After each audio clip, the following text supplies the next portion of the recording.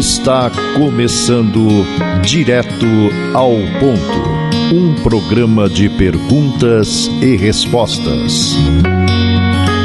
Direto ao Ponto, a sua dúvida analisada de forma lógica e equilibrada. Direto ao Ponto, uma realização do grupo Os Mensageiros. Como o Espiritismo explica a escravidão no Brasil e a lei de causa e efeito? Foram 300 anos de exploração, violência, dores e amores que certamente gerou não só dívidas coletivas, mas também individuais para os pioneiros que ajudaram a construir a nação brasileira. Historiadores, por outro lado, consideram que o braço cativo foi o elemento propulsor da nossa economia.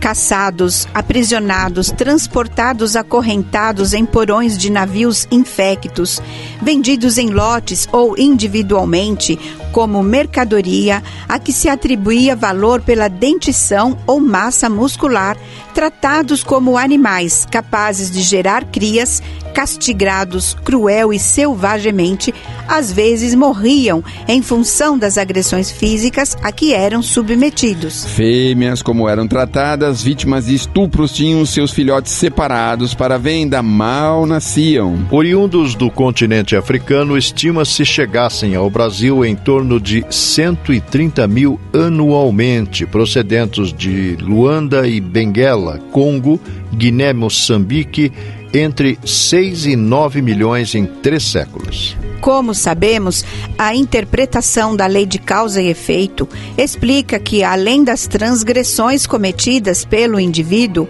há aquelas que podem ser assumidas por uma família, uma nação, uma raça ou conjunto de habitantes dos mundos, os quais formam individualidades coletivas. A mediunidade, nossa dimensão, tem contribuído para o reequilíbrio de muitas criaturas presas a fatos por ela gerados durante a referida época.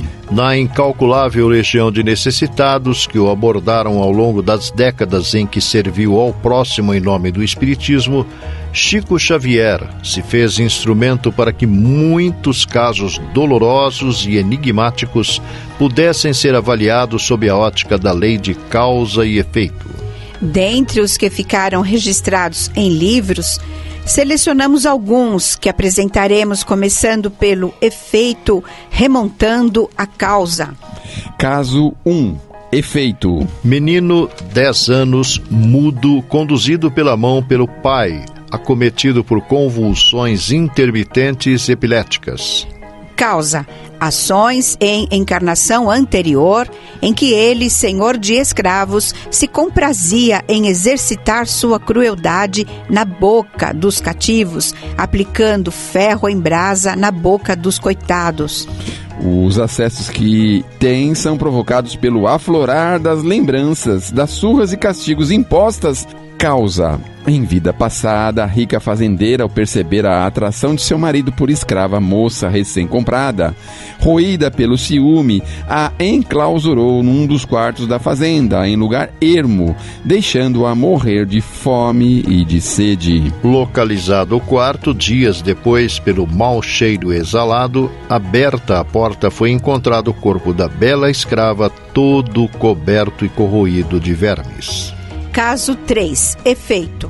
Homem, braço direito deformado, com uns babados de carne mole, arroxeada, esquisita, mas parecendo um açoite enrolado cheio de nós. Causa: ações praticadas em encarnação anterior em que, na condição de capataz, açoitou uma infinidade de escravos, levando muitos ao desencarne por sua impiedade.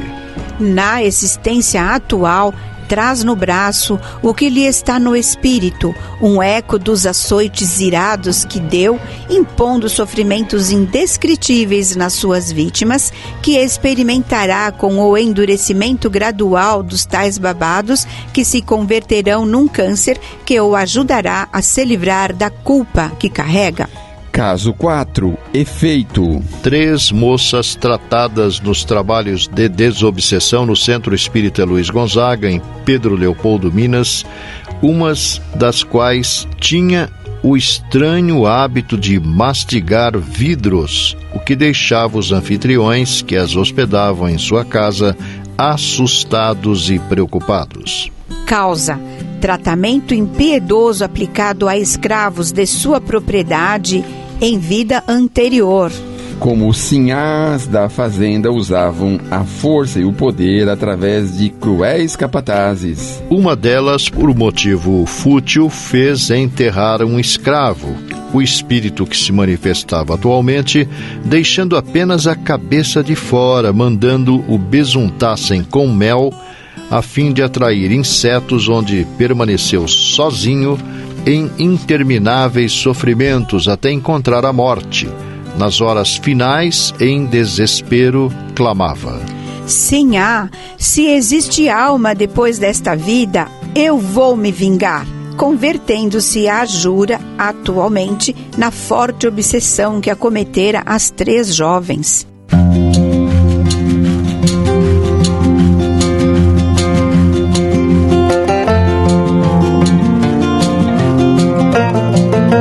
O Grupo Espírita Os Mensageiros é uma entidade dedicada à difusão da mensagem espírita, sobretudo as recebidas pelo médium Francisco Cândido Xavier, e atua de forma absolutamente gratuita, tanto no Brasil como no exterior.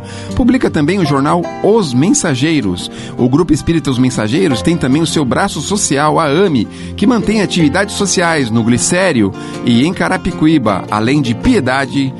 Venha conhecer-nos.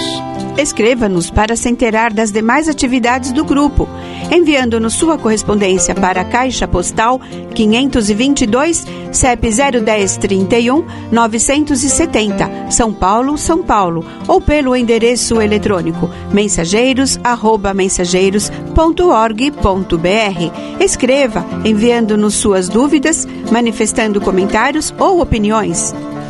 Na próxima semana, convidamos você para irmos direto ao ponto.